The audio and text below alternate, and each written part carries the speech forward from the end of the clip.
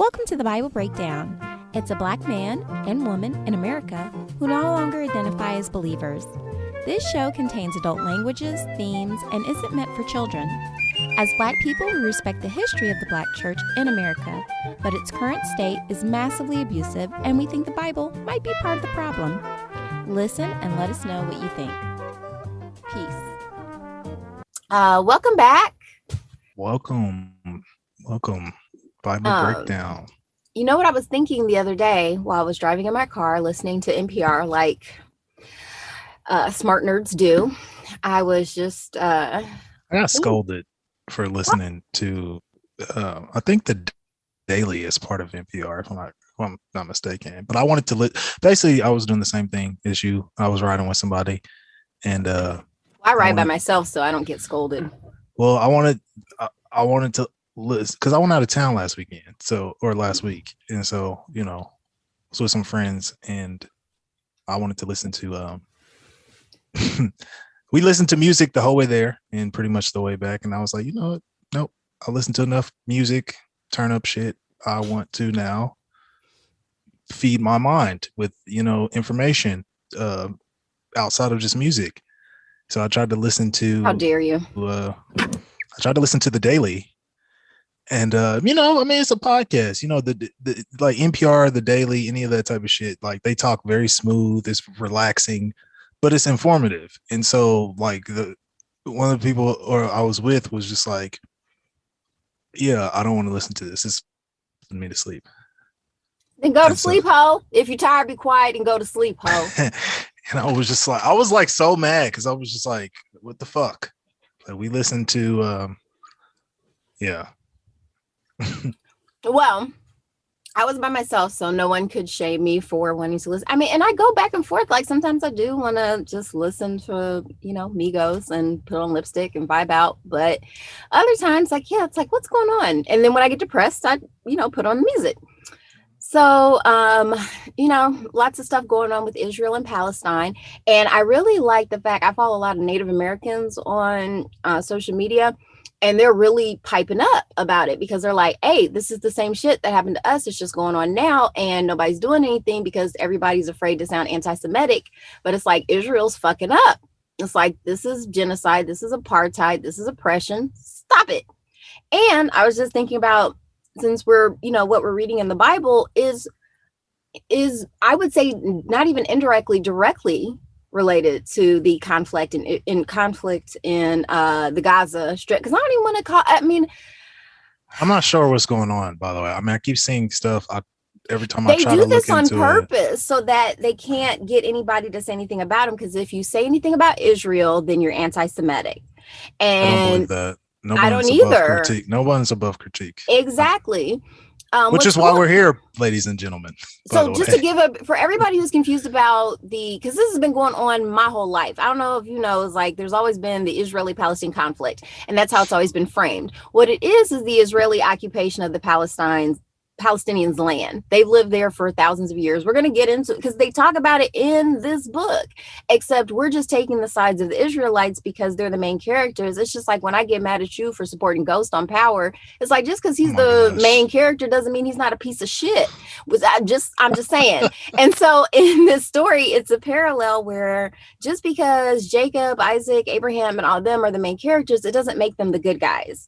And so, even with what's going on in Israel, it's a vestige or a remnant of the British colonialism in the Middle East and Africa. Because when they finally left, I think it was in the 30s and 40s, they officially turned the land over to what became the Israeli government, to the Jews, because the British are Christians. And so they really do believe that God gave this, for whatever reason, this sect of Abraham's descendants, this land, just arbitrary, because once again, apparently God is into real estate. Like he can't, if he's really God, make some more.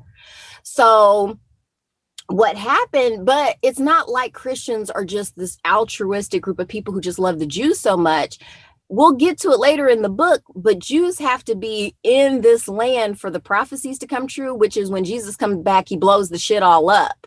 And then the Christians inherit everything. So it's not because they just love Jews so much. It's because they have to be there, and they don't want peace there. They need it to be fucked up because that's part of their prophecy. So I'm just saying. This is me being ignorant. So excuse me. Is Israel I'm used to it. It's fine. When I say Israel, I don't mean like I'm about to say some off the wall shit, but like is Israel? I've never been, but is Israel like? Okay, I'm looking at a map. So it's by what looks like Bibles. I used to had the map of the Middle East in the Bibles. I've seen, I think, versions like that. I'm just looking at a map of Israel because I want to. Okay, I see Gaza. So Gaza is by a sea. What is that, like the Mediterranean or something, or the Black Sea? Let me pull up a map too, because I don't want to get to lying. I'm not great at holding topography in my head. Look at me, Mediterranean, baby. Yeah. Okay. I was just curious because the reason I'm bringing this up is it actually makes more sense for me now, because Gaza is on the Mediterranean. Any place that's usually by water is like prime real estate. Yep. So I was just curious, like, well, is Israel beautiful? Like, why the fuck are they fighting over this place? It's because of this book. Well, yeah, that too, but no, strategically, it's not like a great place to live. Like, I mean, just environmentally, like, I don't know if you've ever seen like and especially now too, because they're blowing all this stuff up. Well, yeah, I see all the pictures of. It's a bunch of rubble, but it's just kind of like that. Like, climate change is real. Like this, since this stuff was like written, or the oral history started at like thousands of years ago, the land was different there. So it probably was nicer, because it's just like the Nile Valley region and like parts of Sudan and Egypt that are desert now. They used to be like lush valleys, but because of climate change, people had to move, it became a desert and people had to move to other places. But there's a possibility it was probably a nicer place to live back then. It's not like right now. It's not like California, where it's just super beautiful and easy to grow stuff. Well, that's what I was getting at. Like, is it like that? Excuse me. Yeah. Okay. Where it's like, yeah. And by the way, we should just give California back to the Mexicans. That would just be what's up. Or the Native Americans. I feel like we should call them Mexicans. I mean, honestly, I don't care who. I mean, let me not say that. Yeah, that would be my policy. I think they should. They should get back, because it's not like. Can I still go though? I mean, that's up to them. It's their land. That's how it works. That's what I'm saying, though. That's why this stuff gets hard, because it's like, okay, because if we treated America like, the only difference is that because before the British left, like we keep. Because that's the thing too. Israel is just, they have more weapons. Like, they just have bigger weapons, bigger allies. The other part is too, because the Palestinians, it's in, here I go. Oh, let's just get canceled. The other part is because like Hamas and the Palestinians, they are usually in league with extremist Islamic groups. So it's hard to cheer for them, because it's like, if y'all get into power, it doesn't look good on a lot of These are the people that are being oppressed. Yeah, but it doesn't mean that the Palestinians deserve to be oppressed, though. Like, that's no. I'm not. I wasn't saying that. I was just trying to, because they're just, at the end of the day, I have to believe there are people like you and me in Palestine and Israel, where you're just like, I just want to go to school and like get a good job, and like I want my kids to be safe, and like you just need stuff to cool. Yeah, like be able to just go, just be normal, relax, without hearing shit blow up all the time, and have all this trauma. So yeah, we're getting into the heart of why at least the British were like, oh, this is obvious the land of the Israelites, so we'll give it to them. That's my British accent. And that was messed up. They should have just been like, oh, we shouldn't have been here. Who was here before? Oh, sorry guys, here you go. Yeah, we out. Back to our own little island. And that's the other thing too, is because strategically England is so difficult, because they're not attached to any land masses, so it's hard to fuck them up. They're so great at fucking other people up, because they can go back to their little island and regroup. Yes,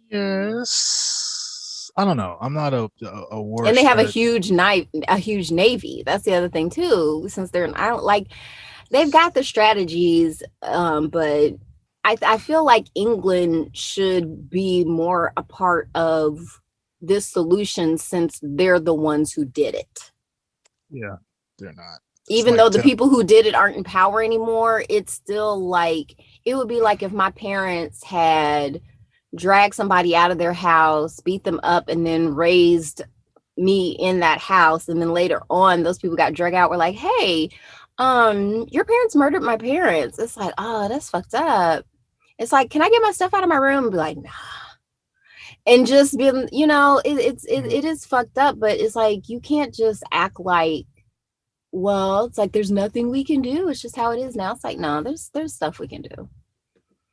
well, people don't want to do it. They don't. And also too, it would be a lot easier to plead the case too if the Islamists would do the peace part of Islam, that would be super good too. Because that's what it's supposed to be. It's about peace. So like for the Hamas and the I like all those groups over there who are trying to use force. That's the thing. Like when we were arguing like last summer about like the rioting and stuff like that, if you're going to use force, you have to know you have more force than the other person. Like that's why I don't start fights with men. Like I don't want to get my ass beat. Like I'm not going to, just because I want to get a couple licks on you doesn't mean like I'm willing to be, because that's the thing. If I start a fight with you, you get to, I mean, then we're doing this. So like for like these small terrorist groups that, I mean, I'm with them because I get why you want to resist, but you have to be smart about it because I believe, like, it's getting buried in the news, but I believe the US just signed a huge arms deal with Israel. It was like $750 million deal or something like that. Shit. Yeah, of selling them weapons. So and I mean, To keep the Islamites further, because that's the Islamists thing. further oppressed. Yeah, because strategically for them it makes sense, because in a way Israel is the only like democracy that is in the Middle East right now. So but it becomes a firebrand because everyone is so against it. It's a mess. It really is. I did figure out the answer though. They need more female leadership, like everywhere. Seems to always be the answer with you. But it is the answer. Like it's only men in charge, especially in these Islamist groups and these because these Orthodox Jewish groups, they don't like women either. They have so much in common. It's because they're the same people. Like we're learning this now. Y'all both came out of Abraham, who was, I mean, I've been calling him the world's most famous fuckboy, but he's questionable a bit. Like I said, I haven't found, have you, I mean, what you remember for what we've read so far, what do you admire about Abraham? I don't like any of these characters. No, like really stretched. Like, is there anything positive you can say about Abraham? No, there's not. I mean, he's good with cattle. Okay. I had a debate with somebody about these stories the other day, and I was just like, yeah, he took his son out, and the same thing I've basically been complaining about for the last few pods. But like this person tried to be like, no, you have to look at it like it was faith. Like God put him in that position because God wanted him to have faith. And I was just like, there are so many other ways that God could have tested his faith. Well, like, he could have tapped into his omniscience. That would have helped. Well, like his consciousness? Well, like the omniscience, that means you know everything. You don't have to test people if you know that right there is a contradiction. And again, my biggest fucking if the only way you can know, it's like, so God has to use a scientific method now? Is my biggest complaint is like, yes, if God is all knowing or whatever, then he can tap into this omniscience. But in addition to that, it's like it just seems like he wants the praise or whatever we want to call it. And I just feel like that's a human thing. That's a human emotion. Like this is a human production. Yeah. That's what I'm getting at. Like, I just feel like for somebody to, if you were truly a God, God, then I feel like you don't give a fuck. Like, why are you getting jealous? If we love you or not, like it doesn't. matter. Like that's a human thing to do that. Yeah, but once again, this is why this is this deep insecurity that is being projected onto this, deity. Yes. Like how? Why is God insecure? You're Yeah, God. and that's why I'm saying, like, I can't worship an insecure narcissist. That's just, and it's interesting to me, like, so many, that's how so many pastors end up, like, or we were talking about Joe Budden the other day about that kind of toxic narcissism where you're just like, oh, I do everything right. Everything if everything you do is wrong. If you do anything right, it's only because of me. Like, a lot of this stuff starts to sound kind of familiar How do you because beat narcissism though? Like if you you are a can't. narcissist, That's the thing. if you are a That's what's narcissist, so seductive. Oh, if you are a nurse, they don't see a problem. Like, the only way you so can solve a you problem don't is to see you, one. They would have to see it being a problem. And for most narcissists, I can't so say you don't that. feel like a narcissist can change. I'm not saying that. I was I just would, curious. Like obviously the change has to start with you. Like you have to see like, yeah, this okay, is a I did something problem. wrong. I was just going to say, for people who are dealing with narcissists, it's really seductive to try to, like, kind of save them from themselves, or like help Is them or it? get them out of it. To me, it is. But there's really nothing you could do except just remove yourself from the situation. It becomes like an addict almost, where you're like, because narcissists are addicted to their own power fantasy. So when you're trying to get somebody out of addiction, you really can't. They just have I to got called a decide narcissist once by someone who is a narcissist, and it just that, and then that is gaslighting. I was just like, I am not at all a narcissist. Like if I fuck up, I will say I fucked up, and as hard as it is, because sometimes it is hard to be. It is. It's very I was wrong, painful. but I just Regret, doubt, those are all very uncomfortable emotions. But if you're going to be a person on this planet, get used to it.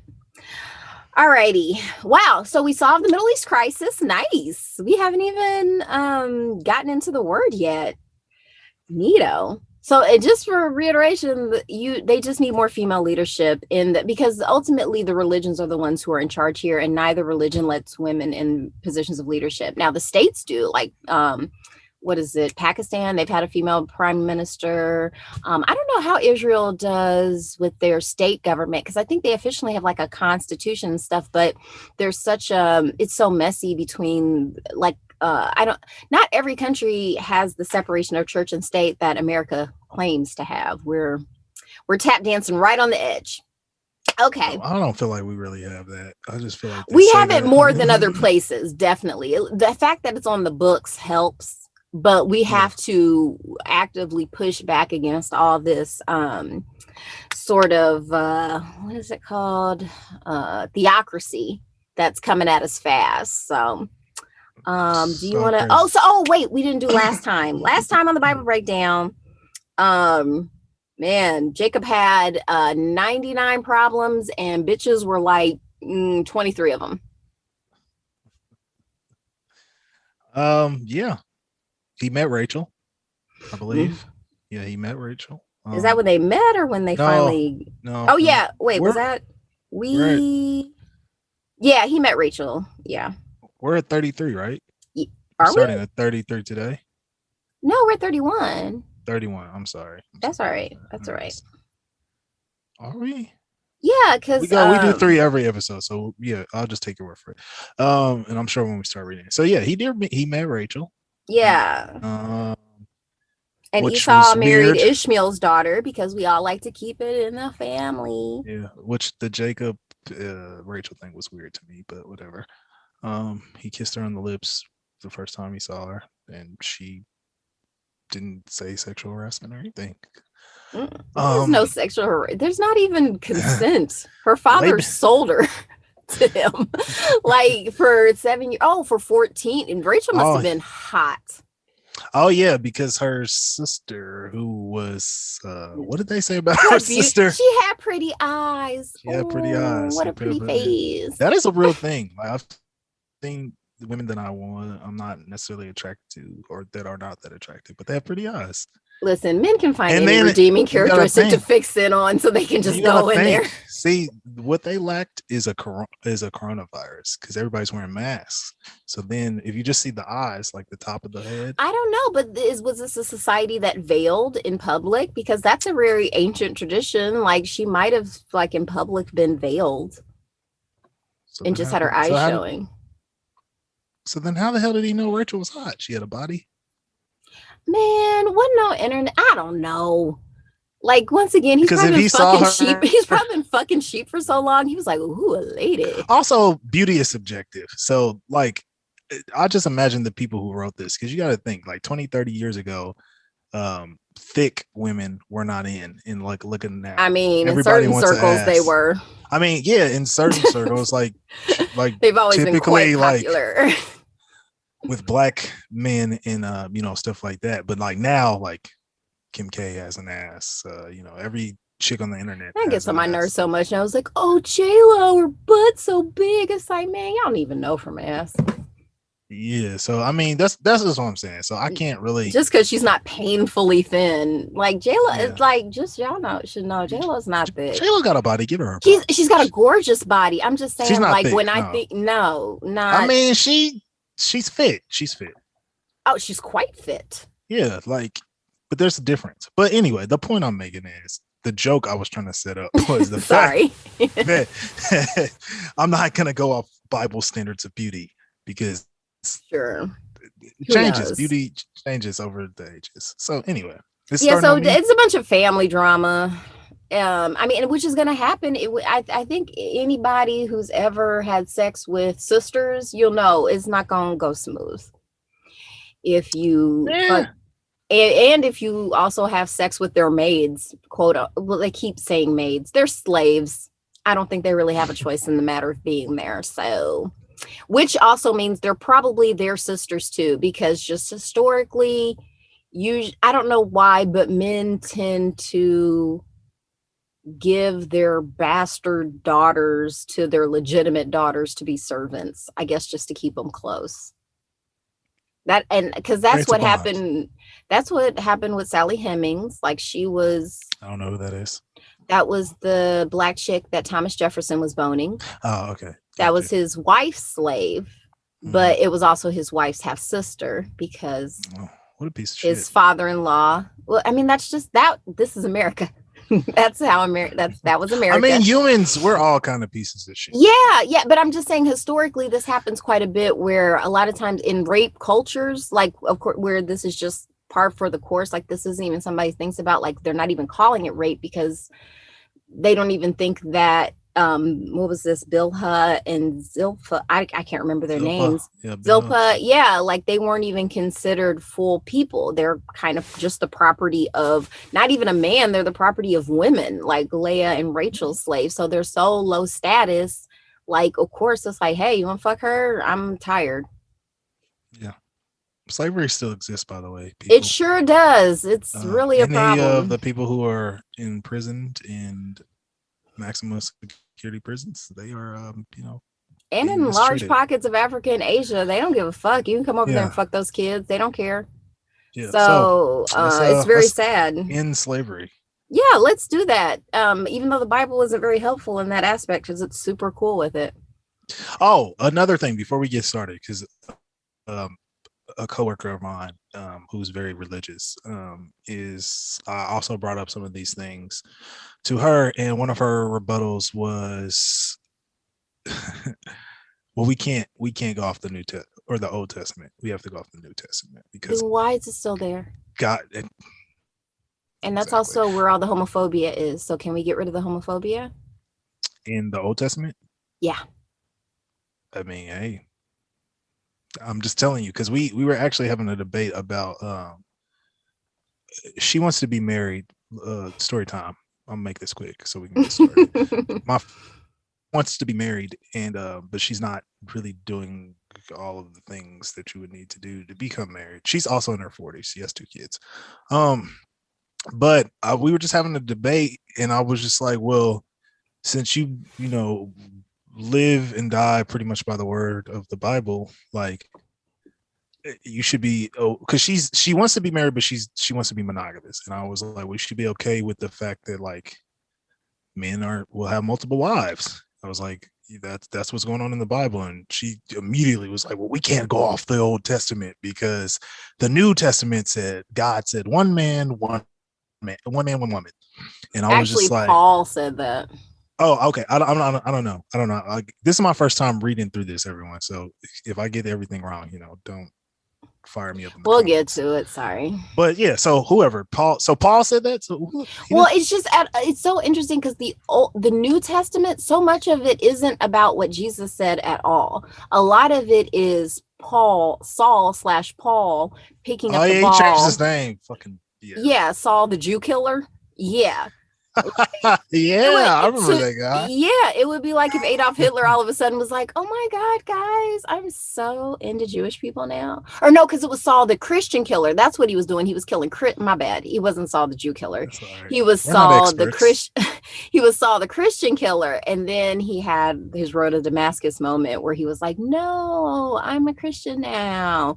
And so everyone's like, I can't wait to get to that story. Oh yeah. It was a very what would I say, convenient political move that he had this spiritual experience. But then most of the literature, like most of the like law stuff, like in the New Testament, is not coming from Jesus. It's coming from Saul/Paul, who should have been locked up. Like by our standards, it's like, I don't care how much you've changed, you killed like thousands of Christians. Like you have to like, and I mean, he did spend some time in jail. He wrote some letters from jail and stuff, but that was it. We'll get basically into it. All the good shit is in the New Testament. Not really. Like it's pretty much all bad. Like all of this stuff is written. I mean, I'm saying good as far as like the stuff that we can really give a fuck about. I can't even make that. That's a really strong statement. Okay. But yeah, pretty much everything was written by pretty much there is some nice stuff, and we'll get to it, like Psalms. I like Psalms and Proverbs. I like those because those have some. Yeah, it's like it's got some good stuff in it, but most of the stuff has been written by Chronicles. Is another one called Chronicles? Chronicles has the T. That's when we get into some good stories, because that's when we get into all these insane kings and stuff. But yeah, all this stuff was pretty much written through the filter of misogynistic, narcissistic men. So this is why I think it's important for us to read this and really talk about what we're claiming is our guide to morality, because this isn't moral at all. This is just something that was handed to illiterate people to say, hey, your life is miserable. Would you like a better life in the afterlife? It's like, yes, I would. Here's some pretty pictures. Then nobody ever really read it. Once again, this religion existed for almost 2,000. Well, let's just say about 1,500 years before anyone could ever really any of the adherents, which again is one of my strongest arguments. I feel like it's like, look, if this was written by a person and it was handed over to other people, it's like playing telephone. Mm-hmm. Like things get lost in the shuffle. So like if it happened 2,000 years before anybody ever wrote something down, then on top of that, anybody who's ever written a paper or anything like that, you fucking edit, dude. So like, I just don't feel like you'll literally write something like, you know what? I don't like how that sentence is. I don't like how that was phrased.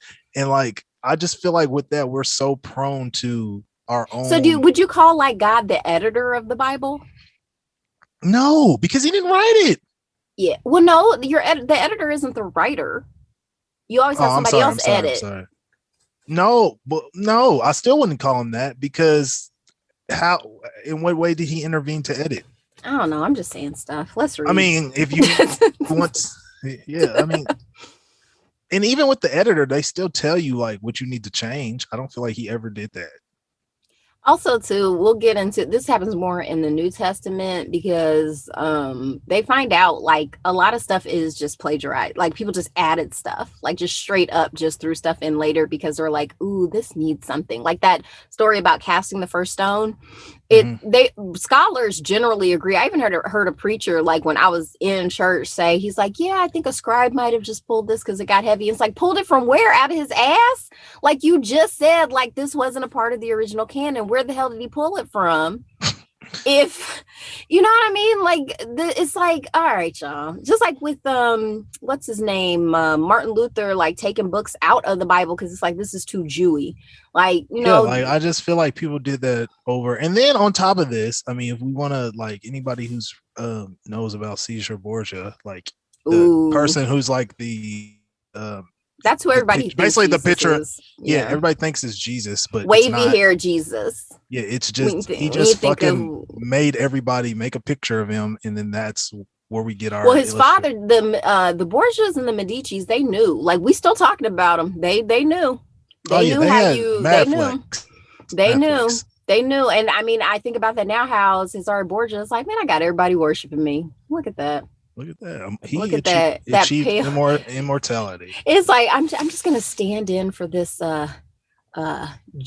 this ancient Jew, Jewish Middle Eastern man. We're just gonna have this pale Italian stand in for him. Which is so crazy, but it's wild. I mean, but I guess I don't know, man. Y'all do what you want. All right, so let's go. I think this one's on you. Could you do the odd number ones? Okay, that's how you remember. Anyway, Genesis 31. Because you're so odd. I am a very odd duck. Jacob flees with family and flocks. That's where we're at, right? Yeah. All right. Now, Jacob heard that the sons of Laban were saying, Jacob has taken all that was our father's. He has gained all this wealth from what belonged to our father. And Jacob saw that Laban did not regard him as favorably as he did before. Then the Lord said to Jacob, return to the land of your ancestors and to your kindred, and I will be with you. So Jacob sent and called Rachel and Leah. Did we go with Leah?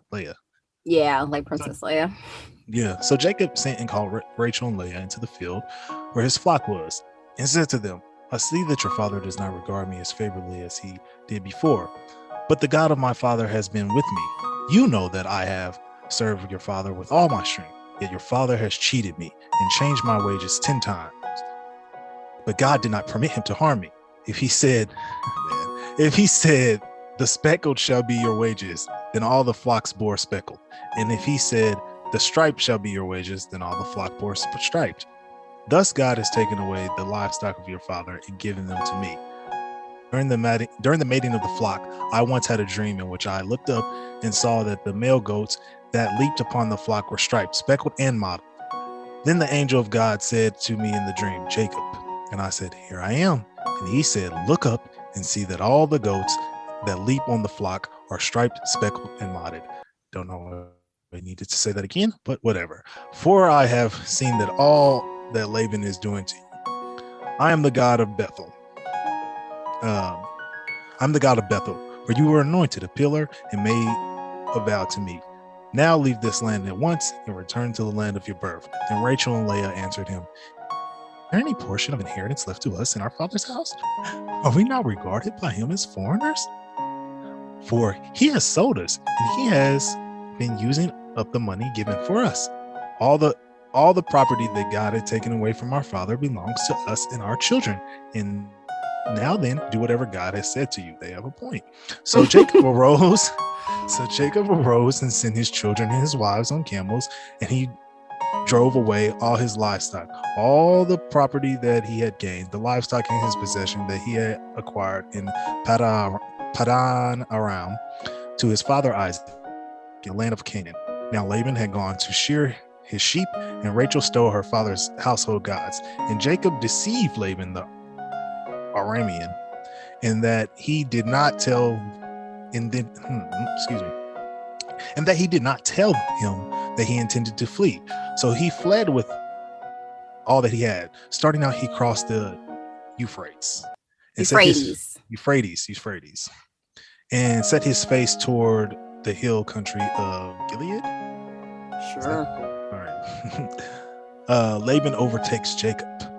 Finally. On the third day, Laban was told that Jacob had fled So he took his kinsfolk with him and pursued him for 7 days until he caught up with him in the hill country of Gilead. But God came to Laban the Aramean in a dream by night and said to him, "Take heed that you do not say a word to Jacob, either good or bad." Laban overtook Jacob. Now Jacob had pitched his tent in the hill country, and Laban with his kinsfolk camped in the hill country of Gilead. Laban said to Jacob, "What have you done? You have deceived me and carried away my daughters like captives of the sword. Why did you flee secretly and deceive me and not tell me? I would have sent you away with mirth and songs, with tambourine and lyre." Is that what it's called? Lyre? Lyre? Mm-hmm. No, I okay. think so. Them little guitars. Okay. "And why did you not permit me to kiss my sons and my daughters farewell? What you have done is foolish. It is in my power to do you harm, but the God of your father spoke to me last night, saying, 'Take heed that you speak to Jacob, neither good nor bad, even though you had to go because you longed greatly for your father's house. Why did you steal my gods?' Jacob answered Laban, 'Because I was afraid, for I thought that you would take your daughters from me by force. But anyone with whom you find your gods shall not live. In the presence of our kinsfolk, point out what I have that is yours and take it.' Now Jacob did not know that Rachel had stolen the gods. So Laban went into Jacob's tent and into Leah's tent and into the tent of the two maids or slaves, but he did not find them. And he went out of Leah's tent and into Rachel. Did he just fucking go? Or whatever. Now Rachel had taken the household gods and put them into the camel's saddle and saddled them. Laban felt all about in the tent. He did not find them. And she said to her father, 'Let not my lord be angry that I cannot rise before you, for the way of a woman is upon me.'" So basically, she said she was on her period. So he searched, but did not find the household gods. Then Jacob became angry and upbraided Laban. Jacob said to Laban, "What is my offense? What is my sin?" Hold on. "What is my offense? What is my sin? That you have hotly pursued me, although you have felt about through all my goods." I just imagine him just like strip searching him. "Although you have felt about all my goods, what have you found all of your household goods? What have you found all of your household goods? Set it here before my kinsfolk and your kinsfolk, so that they may decide between us two. These 20 years I have been with you. Golly, your ewes and your female goats that have not miscarried, and I have not eaten the ram of your flocks. That which was torn by a wild beast, I bore the loss of myself, of my hand you were required, whether stolen by day or stolen by night. It was like this with me. By the day, the heat consumed me, in the cold by night, and my sleep fled from my eyes. These 20 years I have been in your house. I served you 14 years for your two daughters and 6 years of your flock. And you have changed my wages 10 times. If the God of my father, the God of Abraham, and the fear of Isaac had not been on my side, surely now you would have sent me away empty-handed. God saw my affliction and the labor of my hands and rebuked you last night." It's long.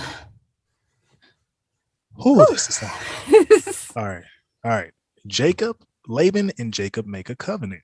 So basically, I'll get my see if he grabs his thigh. You really love that. I do. I like thighs. And apparently you like grabbing them. Okay. Okay. What's wrong with that? I think we should swear like that. I think that'd be nice. Yeah. All right. All right. Hold on. Then Laban answered and said to Jacob, "The daughters are my daughters, the children are my children, the flocks are my flocks, and God damn it. No, okay. And all that you see is mine. But what I can do today about these daughters of mine, or about the children whom they have born." Sorry, that was a question. What can I do today about these daughters? Yeah, but what can I do about these daughters of mine, or about their children whom they have born? Come now, let us make a covenant, you and I, and let it be a witness between you and me. So Jacob took a stone and set up a pillar. Then Jacob said to his kinsfolk, "Gather stones." And they took stones and made a heap, and they ate there by the heap. Laban called it Jagar. Wow. Jagar Sahaduta. Jagar Sahaduta. But Jacob called it Galid. Laban said, the heap is a witness between you and me today. Therefore, he called it Galid. And the pillar, Mizpah, for he said, the Lord watched between you and me, and we are absent one from the others. If you ill-treat my daughters, or if your wives, in addition to my daughters, though no one else is with us, remember that God is witness between you and me. Then Laban said to Jacob, see this heap and see the pillar which I have set between you and me. The heap is a witness, and the pillar is a witness that I will not pass beyond this heap to you, and you will not pass beyond this heap and pillar to me for harm. May the God of Abraham and the God of Nahor, the God of their father, judge between us. So God swore by the fear of his father Isaac. And Jacob offered a sacrifice. And Jacob offered a sacrifice in the height and called his kinsfolk to eat bread. And they ate bread and tarried. I've never heard that word or read that. It's like a Shakespeare word. Like it's a guard. I feel like that's a fencing term or something. Shakespeare's overrated. Yes. And tarried all night in the hill country. Early in the morning, Laban rose up and kissed his grandchildren and his daughters and blessed them. Then he departed and returned home. Aw, thanks be to God. Ooh. That was a lot. Good reading. That was a lot. All right. So basically, from what I gather from that is wait, you were talking a bunch. Let me talk. Oh, okay. Sorry. No, you go ahead. I'm just mine was gonna be quick. So Jacob basically fled with Rachel and the other wives and maids and stuff like that, or slaves. Laban went after them because he was like, what the fuck? And also Rachel stole his stuff. Not cool. But also kind of justified on her part because he fucking sold them, essentially. Or not, he didn't really, I don't think he sold them, but he gave them up. Like, this is one of those stories where Jacob. There wasn't anybody to cheer for. Yeah. But anyway, so Jacob, I feel like that was some bitch shit. What you mean? So Jacob's always like, oh, well, God is with me and he sends me these dreams. And then God sent you a dream too that said, not to harm me. But it's like, if you're so confident in God's protection, why did you like flee in the middle of the night without telling him? Like, why not just be a man and be like, look, I think this town's gotten a little too small for the two of us. I've been having all these kids with, the women you sold me. And I think we need to spread it out. I made you a lot of money. With these goats and sheep and stuff, like obviously God favors me because whenever you promise what it's going to look like, that's what they be looking like. Cause I know how to breed. So, I'm just saying, like, what do you think is fair? What do you think is fair for me to take since I've made you rich? Basically, because that's what anything happens. Like a lot of times people don't want to and that's the thing too. Laban strikes me as the type who's like, well, I don't want to have to watch my pastures. And he's probably older. He probably don't want to do all the work of managing a large estate. That's a lot of work. So I think he felt a way, and he probably would. I mean, I know how I would feel if my kids ran out. Like it'd be like, dang, I didn't even get to say bye to my kids. Like I'm just saying, he wasn't really a man about it. And if I thought I had the protection of the creator of the universe, I wouldn't be running from anybody. I think I never ran from anything. I ain't about to start now. Just be a man about it. I'm just saying. So to me, that's a bit Isn't of a contradiction. Tony Braxton? I don't know. Just be a man about it. Pretty sure that's Tony Braxton. Sure, let's say it's Tony Braxton. I like her. So yeah, that's what I mostly got from the story is that Jacob is not about the right.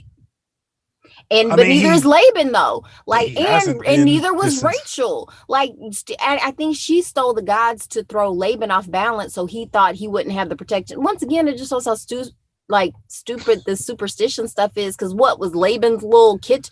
They must have been like little carved figures or stuff like that, like household gods Buddhas, or whatever. Like Buddhists, like just little idols or whatever, and they were small enough to fit in a saddle, and she just sat on them just to kind of and to me, it was just to fuck with them. So it makes me think like, I mean, but what else was did you see another reason? I guess I'm I don't know. I think I'm starting to feel like the Bible is just an anthology. it is hard for it all. I mean, well, right now everyone's I mean, related. no, everything right now is like a related story, but I feel like as it goes on, I don't know. I just feel like because it ended with them making a covenant, Jacob could have just been like, hey, let's make a covenant right here, right now. I'm not going to make you chase me down. But that's the other thing, too, because that did give Jacob more leverage because it is easier to negotiate when someone isn't on their home territory. Okay. But I mean, I think that's true. I've really gotten into negotiation like tactics lately, and that is a huge negotiation tactic to get somebody like offset, get them off their balance, get out of, their comfort zone. And stuff like that. So to me, that was I mean, half it like where are we at? Chapter 32 now. It's like at least 4 of these stories have been about bartering and just so like property division. This was about because it doesn't seem like there were no courts that they could go to. And then what the hell is their covenant? They just sat on and ate and piled up rocks and was all right. That's how they're making covenants, because then you can point to that thing and be like, don't act like we didn't say this. Remember when I built that altar? Just imagine people doing that. And because they're not literate. Because they would never fly. If they were literate, they could have written a contract. But this is what illiterate people do. This is a workaround. Like, well, let's just swear on this pillar. And they didn't touch thighs. It's like kids in a fucking treehouse. It's like kids in a treehouse. Yeah. It's like we spit in our hands and then shake hands or something. And no girls allowed.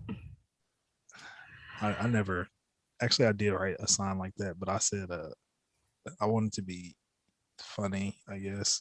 And instead of putting N-O, I put K-N-O-W. So no girls allowed. I don't know. I was fucking 8, man. I don't know. That was decent wordplay for was that 3rd grader?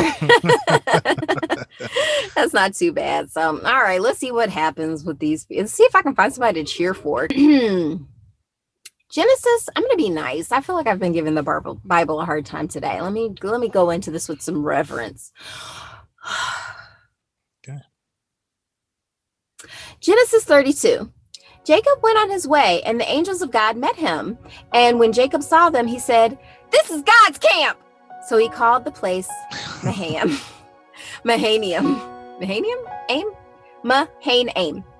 Jacob sends presents to appease Esau. Mahanaim. Jacob sends presents to appease Esau.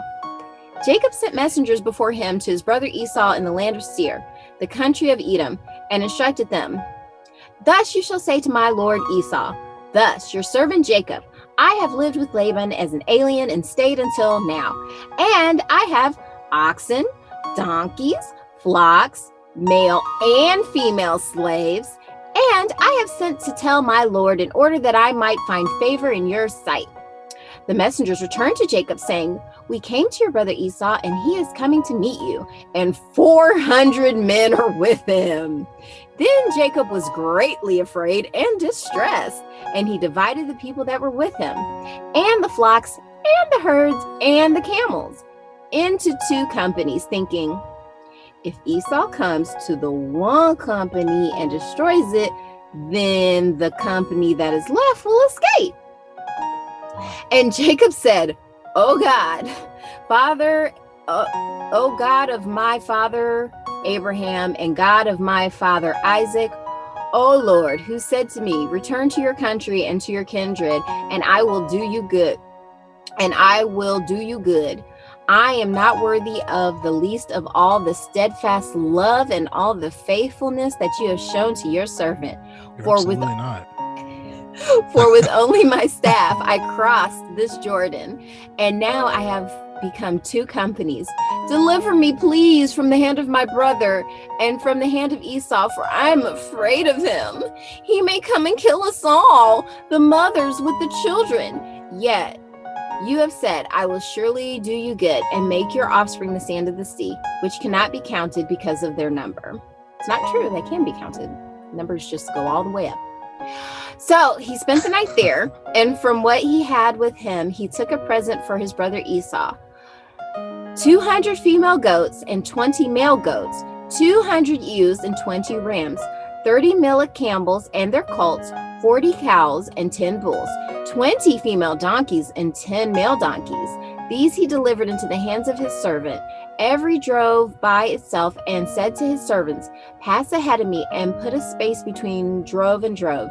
He instructed the foremost, "When Esau, my brother, meets you and asks, 'To whom do you belong? Where are you going? And whose are these ahead of you?' Then you shall say, 'They belong to your servant Jacob. They are a present sent to my lord Esau. Moreover, he is behind us.' Likewise, he likewise instructed the second and the third and all who followed the droves. You shall say the same thing to Esau when you meet him. And you shall say, 'Moreover, your servant Jacob is behind us.' For he thought, I may appease him with the present that goes ahead of me, and afterwards I shall see his face. Perhaps he will accept me." So the present passed on ahead of him, and he himself spent that night in the camp. Jacob wrestles at Peniel. The same night he got up and took his wives, his 2 maids, his 11 children, and crossed the ford of the Jabbok. He took them and sent them across the stream, and likewise everything that he had. Jacob was left alone, and a man wrestled with him until daybreak. When the man saw that he did not prevail against Jacob, he struck him on the hip socket, and Jacob's hip was put out of joint as he wrestled with him. Then he said, "Let me go, for the day is breaking." But Jacob said, "I will not let you go unless you bless me." So he said to him, "What is your name?" And he said, "Jacob." Then the man said, "You shall no longer be called Jacob, but Israel, for you have striven with God and with humans and have prevailed." Then Jacob asked him, "Please tell me your name." But then he said, "Why is it that you ask my name?" And he blessed him. So Jacob called the place Peniel, saying, "For I have seen God face to face, and yet my life is preserved." The sun rose upon him as he passed Penuel, limping because of his hip. Therefore, to this day, the Israelites do not eat the thigh muscle that is on the hip socket, because he struck Jacob on the hip socket at the thigh muscle. Thanks be to God. That wasn't weird. Okay. God just, again, coming in when he wants to. And also Jacob coming in with the bitch assness. If God is with you, full bitch assness on Front Street. Let's split them up. Well, once again, this is technically a strategy. No, that is a strategy, but it's one you use if you don't have divine protection, which he doesn't. I don't think. I think he's either making this up or is hallucinating, or this didn't even really happen. Who knows? This is just a story people have been telling forever. I'm sure there's some. The only thing that really strikes me as true is all the stuff going on with Leah and Rachel. Like, I feel like that is very real. Like, there's something that rings very true about this sister duo sharing a husband. I feel like it would be extremely fraught with difficulty. I don't know if you've ever seen like the miniseries on HBO, Angels in America. It was based on a play. Mm-mm. It's fantastic. I think you'd enjoy it. It takes place like in the 80s, maybe 90s, like at the height of the AIDS epidemic, before there was really people had a handle on it. And it's in New York. And one of the characters is a closeted gay Mormon. And he's talking to another gay man about how turned on he used to get when they would read this story in church. Yeah, when Jacob wrestles with, I guess at first, God. I guess it's God, but like I was kind of always explained it was like an angel, but like he's obviously saying that it was God. Like, this story is weird. All these stories are weird, but whatever. This, because like this is strange. Like, why even put this in here? Like, so wait, you're trying to explain to me because because it, and now thinking of it like through the prism of like a young gay boy, I guess this is kind of hot. Like, because they've done like paintings of this, like these guys were wrestling like all night long. That is kind of homoerotic.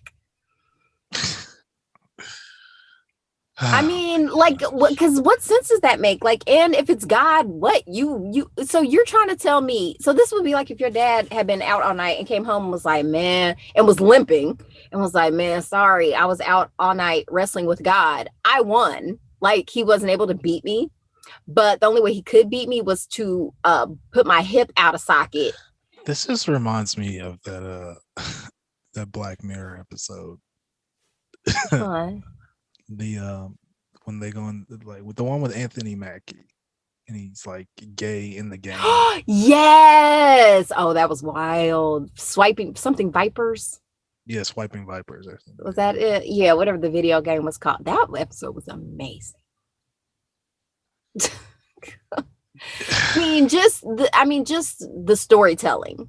No, it was, and the acting. It was definitely thought provoking. And it's uncomfortable, right? Like, it was, but that's actually the only episode of Black Mirror I've ever seen from start to finish. But this is also where Jacob gets the name Israel. And we were talking about Israel earlier. Because I feel like a lot of our modern problems are directly derived from this, from so many people's need for this to be true. Mm-hmm. Like, there's still millions of, probably billions of people who think that this stuff is literally true and live and die by it and are willing to kill by it. So that's why, but like, it's never that deep. It's not. Like, reading this, it's like, he was obviously either bullshitting or is out of his mind. You're trying to tell me, and like, that's why people, like, kids get on people's nerves because they keep asking follow-up questions. Like me, I was that kid. I was too, and with good cause. I'm like, because it's going on fresh ears. Like, when you get used to hearing stuff over and over and over again, you don't question it. But this is my first time hearing this. I have questions. Like, so wait. Well, yeah, but I think a lot of kids just, like, I think I was really one of the only kids to like question that, because I, even out of my friends now, like, I went to Catholic school for 12 years, and like pretty much the entire time, I think I started asking questions maybe 4th grade. As far as I can remember, I specifically remember asking questions to Sister Kathleen, and like it just started there with the dismissive answers, like, it's that way because it's that way. And then I got to like junior high, or I got to like, junior high I was asking questions too, but in high school I specifically remember a teacher, Mr. Basso, and like he I remember specifically asking, like, breaking it down, like, you're teaching us this here in class today, and I feel like somewhere across the waters in Israel, if you want to, like, somebody's getting taught something completely different. So how the fuck do you know you're real? But somebody recently tried to argue the point that all religions relate back to Christianity. Before you comment on that, this is what they said. She said that she has debated this with people who believe in Islam, people who do Judaism, and like they all acknowledge. Wait, could you say Judaism again? Judaism. Yeah, it got distorted. Sorry. Oh, they all acknowledge Jesus. This is what she was trying to tell me. I don't know how true that is because I'm not familiar with all the other religions, but she says in her research they all acknowledge Jesus, so that was her inclination, I guess would be the word, or the conclusion rather, to follow and become a believer of Christianity, because she felt like, well, if all these other religions are pointing back to this religion must be the one true religion. Nah, she's dead wrong. It went Judaism, Christianity, Islam, just chronologically. So everybody got I feel you. And the Jews think that Jesus was like a prophet, but he wasn't the Messiah. Same thing. But that's her argument, though. That's her argument. Is like, because Jews recognize Jesus, and also in Islam they recognize Jesus as a prophet. that But that means just that. means, but I mean but they believe something totally different than you do. So that Do don't. you see what I'm saying though? Yeah, that's just. I mean, I get what she said. Once again, I used to make the same argument. So I mean, no, it's Okay. like, but that don't make no sense. And the version of Christianity that most people are pledging allegiance to now is just reappropriated Judaism that white people took. So have fun with And that. also paganism, And paganism, exactly. which But the is paganism was the white, like that's what the Romans and Greeks were okay. doing. So Okay, that was got you. already their shit. But actually, they did probably steal that from Which Africans too. So yeah, yeah, fair. so But I there's also try to make that argument too. I was like, yo, you never just think like how we look back on like Roman and Greeks and be like, damn, they had so many fucking gods. Like these people must have been like wilding. But then like I feel like, 500 years from now, if the earth is still here. Earth will Um be here. People is questionable. okay, well if Earth will be people here. are still here, if we're still here, then I just feel like they're gonna look back on this and be like, what? They were reading this fucking book and they let that control their It's like, lives and they didn't live life? Like they're bugging. Like, what are you first off, talking I about? would have been way more impressed with the Bible if it just had instructions on how to build a toilet and indoor plumbing. That would have been way more useful than any of this stuff. And I, fire and hunting, all like well, obviously they valuable already, I mean, skills. they're sacrificing stuff. They already figured out how to make fire. But like, yeah, writing the instructions down would have been smart. Like, it's just, I don't know. Okay, And that wrapping it. to Okay, because question anything is blasphemous. I don't like that. that's true. I don't like that either. Where it's just like that's just the devil in you, and you're going to hell. It's like, all right. Genesis 33. Jacob and Esau meet. This is me. I kind of like You Esau a know little this bit is me, more. right? My You do bad. know I'm reading. Yeah. I didn't. But But thank you. Esau, But yeah. I want to start getting used to saying this phrase, and I want to normalize this phrase. Thank you for that correction. Oh, okay. Sure. Always improving on yourself, Kay. We should just always do that. Like, just thank you for the correction. That's all it has to be instead of just be like, I was wrong. It's like, no, just thank you for the correction. I could add that to my words. Yeah. Phrases. Okay. Jacob and Esau meet. Genesis 33. This is not that long, also. Woo. Now Jacob looked up and saw Esau coming, and 400 men with him. So he divided the children among Leah and Rachel and the two maids. He put the maids with their children in front, then Leah with her children, and Rachel and Joseph last of all. He himself went on ahead of them, bowing himself to the ground 7 times until he came near his brother. But Esau ran to meet him, embraced him, and fell on his neck and kissed him, and they wept. When Esau looked up and saw the women and children, he said, "Who are these with you?" Jacob said, "The children with whom God has graciously given your servant." Okay, I see what you're saying. Then the maids drew near, they and their children, and bowed down. Leah likewise and her children drew near and bowed down. And finally Joseph and Rachel drew near and they bowed down. Esau said, "What do you mean by all this company that I met?" Jacob answered, "To find favor with my Lord." But Esau said, "I have enough, my brother. Keep what you had for yourself." Jacob said, "No, please. If I find favor with you, then accept my present from my hand. For truly to see your face is like seeing the face of God, since you have." That's like when Larry Bird said Michael Jordan was God. Guys, but anyway, sports reference. Michael Jordan looks more like God to me than Cesare Borgia. We are going to hell. No, please. No, please. If I find favor with you, then accept my present from my hand. For truly to see your face is like seeing the face of God, since you have received me with such favor. Please accept my gift that is brought to you, because God has dealt graciously with me, and because I have everything I want. So he urged him, and he took it. Then Esau said, "Let us journey on our way, and I will go alongside you." But Jacob said to him, "My Lord knows that the children are frail, and that the flocks and herds which are nursing are care to me. And if they are overdriven for one day, all the flocks will die. Let my Lord pass on ahead of his servant, and I will lead on slowly, according to the pace of the cattle that are before me, and according to the pace of the children, until I come to my Lord in Seir." Seir. We'll go with that. So Esau said, "Let me leave with you some of the people who are with me." But he said, "Why should my Lord be so kind to me?" So Esau returned that day on his way to Seir. But Jacob journeyed to Succoth and built himself a house and made booths for his cattle. Therefore, the place is called Succoth. Oh my God, I hate this Jacob reaches Shek Shechem Shechem. Shechem. Jacob reached.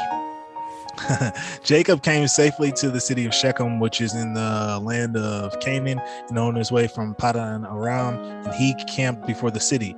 And the sons of Hamor, Shechem's father, he brought for 100 pieces of money. 100 pieces of money. The plot of land on which he had pitched his tent. Therefore, he erected an altar and called it Eloi Israel. Okay, yeah. Yay! Thanks be to God, that's over. Okay. Jacob would be the kind of dude I do not fuck with. He strikes me as like a non-mask wearing anti-vaxxer type. A dude like he'd be like, no, I don't need that. The Lord, no, I was telling you, this is a real thing where people are like, no, God has already given me my own vaccine card because I am protected by the blood of the perfect lamb, which was the perfect blood sacrifice, because apparently this God needs blood. Yeah, I don't like this dude. And even like the way, because they're this reminds me of like a scene from The King. Did you ever see The King and I? When he did like, but that has Chow Yun-fat, right? Oh, well, I'm talking about the original one. With Yul Brynner. Sorry, I'm old. The Yul Brynner one. You said the musical one. Yul Brynner. I was thinking Neil Brennan. No, this is old. This is Rogers. I know, but the name just was like similar. So shout out to Yul Brennan, though. I like him. But no, Yul Brynner, or Lord, where the musical one, where they did where he gave the presentation of all his kids and stuff Okay. Well, whatever. This British Disney. Whatever. The story is this British tutor comes over because he wants the kids to learn about the West, and so he presents all of his wives and kids like very elaborately or whatever. It's super cute actually, because it's very, it's entertaining. But actually it's just kind of fucked up because it's like, damn, you got all these kids that you're obviously not raising. Because you just don't have the time. He had like a gang of them. So like when he's doing this presentation to Esau, it just makes me think about that scene, because he obviously because they made no like pretense about who was his favorite. Like he's like, this one's the crown prince because he's my favorite, and because he came from my favorite wife. Because even though Leah is his first wife, that's who he married first, and she had the most kids for him, she was still not presented with him. Like he waited to show Rachel last to be like as the flex, because I was like, oh, that's gross. Like I'm sorry, just by even the standards of their culture, Leia should have had that place of honor, even though it's all bullshit. But still, that was like still kind of a slap in the face to Leia. I bet Leia had great conversation though. I bet Leia was running that shit. I bet you, because she was like the older sister. Older sisters always run stuff, and she probably had it together here. I wish I would have like, I don't know how many kids she had for. She had like 5 or 6 of his big-headed kids, and with no anesthesia, no prenatal care, out just squatting in the desert having this to his kids. Yeah, she was a G. She was busting it out for sure. But you gonna put my sister, because she's a cute ass, above me just because it's like, well, here's one kid. Do you like that? It do. And she was probably spoiled because she's young, all that stuff. You can't get it. I mean, you can't. I mean, yes, I can. Jacob is a piece of shit, but I mean, this is how men. This is how men typically are. We're visual. At least he was. You know what? I will say this, because I always have to. I don't want to just put stuff down. He was obviously a hard worker and good at management, because you would have to, like, to grow any kind of wealth, you have to have those skills. And it looks like he knows how to grow. This was their like they go through all this time to talk about, and he gave him 20 female donkeys. Yeah. No, for sure. He like that was all. Yeah, we didn't say that from the last lecture, but that was a flex, just to be like, hey, he had like male and female slaves. But my thing with that is like he created all that wealth, but what did it really? I don't know. I guess the story remains to be seen, but like in his time of need, it didn't really help him. What time of need? He was running from fucking Laban. Oh, well, yeah. And then like he was afraid that his brother Esau was gonna want to kill him. So like all that shit didn't really mean anything. Well, kind of, because he could offer it. Well, not really, because he'd be better off just killing him and taking his stuff. Yeah. So yeah, you're right. I don't. he's just, I don't know. To me, he's not one to admire. Just historically, I was told to admire him because God favored him. But it sounds to me like he's just a guy who just said God favored him. I could say God favors me. People say that all the time. Favor I ain't was fair. just about to say. People say like, that I am blessed and highly favored. There it is. Like, you beat me to it.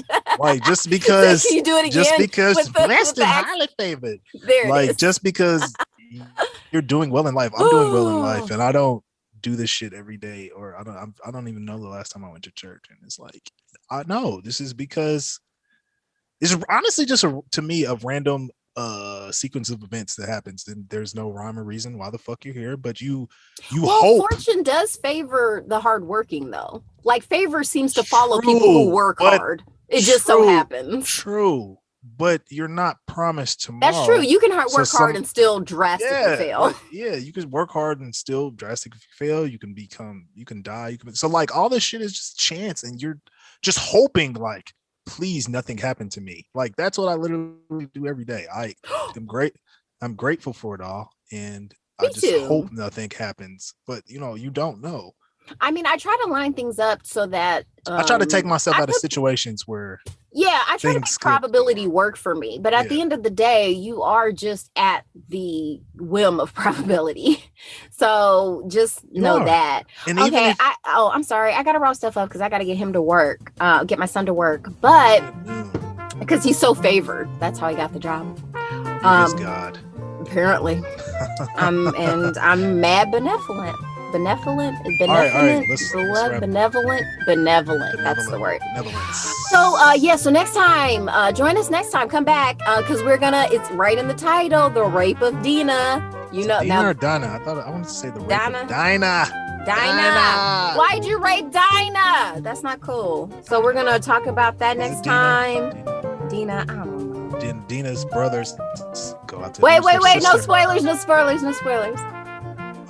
That's what's in the thing. I know that would make it a spoiler. But we're not reading. We don't know how they avenge. They could fail. Okay. Well, now there's no point in turning in. Sorry, guys. No.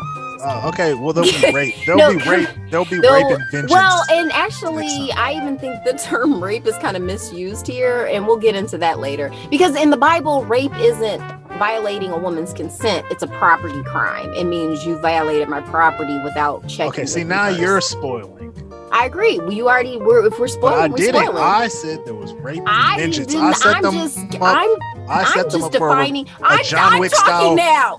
I set them up for a John Wick style revenge tale, and you just went to this all technical. No, I'm just defining the vocabulary because the words that are used here, they don't have the same context as in our modern ideas. Obviously, this is not a society that valued female autonomy or consent. So. Just ruined that for me and a lot of Well, we already know that from what we've read so far. These women don't get a voice in anything. Go sleep with this nigga. I thought rape was rape. No. Rape has a different meaning in this context. So fun. Anyway, thank you everyone. Tune in. Yeah, thanks guys. This was all over the place. And peace in the Middle East, man. Y'all need to settle down. Just figure out what works for you and throw this book out. Alrighty. All right. Bye. Peace.